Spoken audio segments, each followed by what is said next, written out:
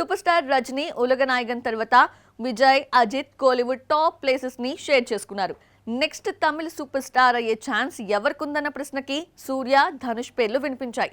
సూర్య కన్నా ఆ మధ్య వరుస విజయాలతో దూసుకెళ్తున్న ధనుష్ కి ఆ ఛాన్స్ ఉందని ఫీల్ అయ్యారు తమిళ తంబీలు. ఇప్పుడు ఆ నమ్మకాన్ని ధనుష్ పోగొట్టుకుంటున్నాడా? రోజు రోజుకి స్టార్డమ్ పడిపోతున్నా రెమ్యునరేషన్ విషయంలో తగ్గేదేలే అంటున్నాడా? దళపతి విజయ్ పొలిటికల్ ఎంట్రీ తీసుకుని సినిమాలకు ఫుల్ స్టాప్ పెట్టేశాడు.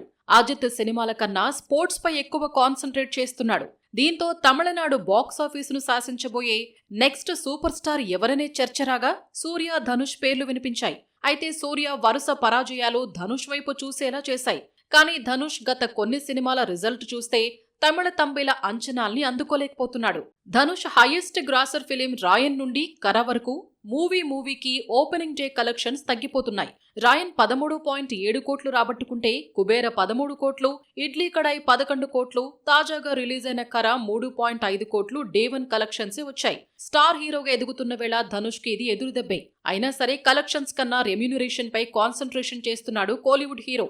రెమ్యూనరేషన్ పెంచే విషయంలో రాజీ పడటం లేదట. కర మూవీ కోసం 60 కోట్ల రూపాయలు తీసుకున్న ధనుష్ తన అప్కమింగ్ మూవీ D55 కోసం మరో 10 కోట్లు పెంచేశాడట. 160 కోట్ల రూపాయల బడ్జెట్ తో తెరకెక్కుతున్న ఈ మూవీలో 70 కోట్లు ధనుష్ రెమ్యూనరేషన్ కి వెచ్చిస్తున్నారట నిర్మాతలు.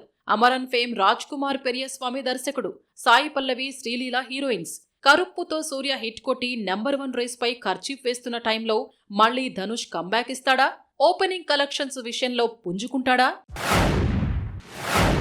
మూవీ మిక్చర్ల మరికొన్ని అప్డేట్స్ ఇప్పుడు చూద్దాం. బేబీ ఫేమ్ ఆనంద్ దేవరకొండ, వైష్ణవి చైతన్య జంటగా నటిస్తున్న upcoming film Epic First semester.